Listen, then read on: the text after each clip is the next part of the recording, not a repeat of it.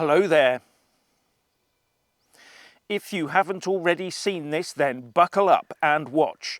It's Jamie Dimon, the CEO of JPMorgan Chase, warning of the imminent economic hurricane hurtling our way.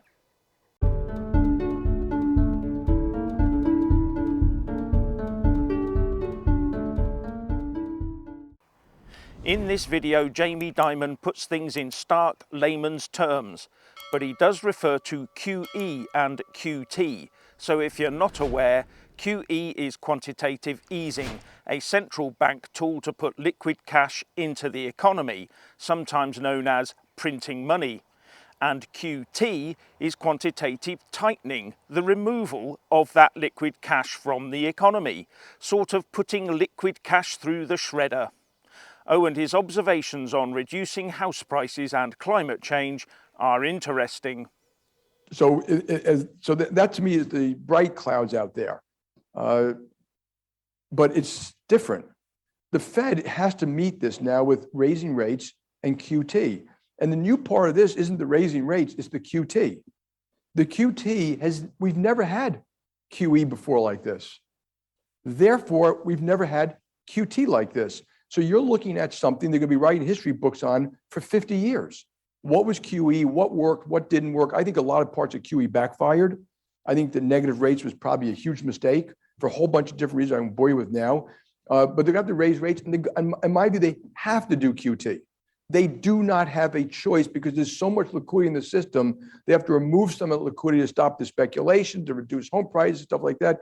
And you've never been through QT. So all the major buyers, if you go back to 2010 and say, who are all the major buyers of treasuries? All that time, it was central banks, foreign exchange managers, banks who were topping up their liquidity profiles because we had to for regulations. All three, it won't happen the go round. Banks are topped up, foreign exchange managers are topped up, the central bank will be selling, not buying, and governments have much more fiscal deficit to finance. That's a huge change in the flow of funds around the world. I don't know what the effect of that is. I'm prepared for, I tell you, a minimum huge volatility. And the third thing is Ukraine. That you've not had a European land war since 1945, okay? And the complexity of Ukraine is we don't know the outcome. I always make a list, if you predict the outcome. Well, you couldn't predict the outcome of Vietnam, Korea, Afghanistan, Iraq, 10 other conflagrations. All wrong. Wars go bad. They go south, they have unintended consequences, and this happens to be rolling the commodity markets of the world. Wheat, oil, gas, and stuff like that, which in my view will continue.